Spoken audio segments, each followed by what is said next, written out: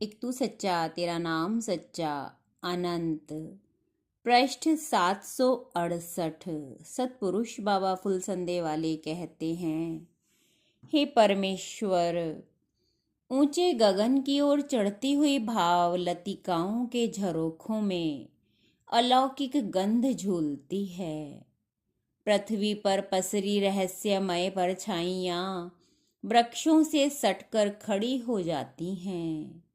आकाश घट से उतरती छलकती विश्वेश, तुम्हारी कादम्बरी तुषार मेरी रागमयी आंखों में आकर रुक जाती है। डगमगाते पांव अज्ञात की सीढ़ियां उतरते चले जाते हैं बेसुधी में। सतपुरुष बाबा फुलसंदे वाले कहते हैं कि हे देव पुत्रों, अपनी भक्ति और गुरु में निष्ठा को और ज्यादा बढ़ाओ, तब तुम्हारा मार्ग और भी सहज हो जाएगा।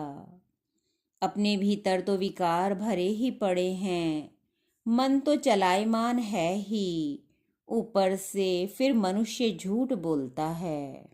तो बताओ किस तरह बीमार का इलाज हो सकता है। हमेशा सत्य और असत्य का विचार करते रहो और आत्मा के अनंत प्रकाश में विराजमान परमेश्वर को आराधना के फूल चढ़ाते रहो। बहुत से लोग दुखों के पड़ने पर परमेश्वर की तरफ को मुड़ जाते हैं, पर वो मनुष्य धन्य हैं जो बाल्यकाल से ही परमेश्वर के चरणों में अपने मन को फूल की तरह चढ़ा देते हैं।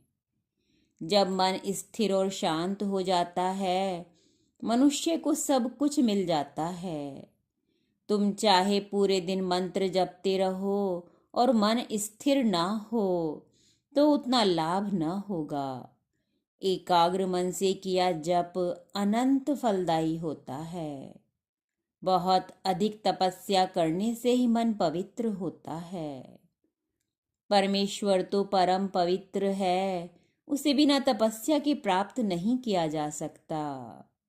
मन जब निष्कंप लौ की तरह शांत हो जाता है, तब उसमें से दिव्य चमत्कार फूटने लगते हैं।